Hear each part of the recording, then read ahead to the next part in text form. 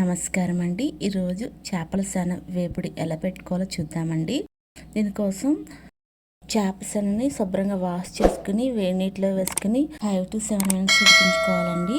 తర్వాత వాటర్లో సపరేట్ తీసుకుని పక్కన పెట్టుకోవాలి. ఇప్పుడు ఒక ప్యాన్లో 4 స్పూన్ల ఆయిల్ వేసుకుని ఉల్లిపాయ ముక్కలు అలాగే పచ్చిమిరపకాయ ముక్కలు వేసుకుని బాగా ఫ్రై చేసుకోవాలండి.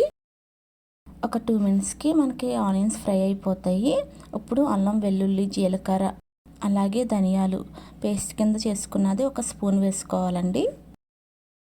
ఇప్పుడు ఉడకపెట్టి పక్కన పెట్టుకుని శనగ వేసుకుని బాగా ఫ్రై చేసుకోవాలి. శనగ కలర్ మారే వరకు ఫ్రై చేసుకోవాలండి. ఒక 10 minutesకి ఫ్రై అయిపోయింది. ఇప్పుడు ఇందులో కొంచెం కరివేపాకు అలాగే కొంచెం సాల్ట్ పసుపు వేసుకోవాలి. ఒకసారి అంతా బాగా కలుపుకున్నాక లాస్ట్లో చివరిలో దించే ముందు గరం మసాలా అలాగే కారం యాడ్ చేసుకుని ఒక 1 minute ఫ్రై చేసుకుని దింపే ముందు కొంచెం కొత్తిమీర యాడ్ చేసుకుని స్టవ్ ఆఫ్ చేసుకుంటాను. మీకు ఈ వీడియో నచ్చితే ప్లీజ్ సబ్స్క్రైబ్ చేసుకోండి.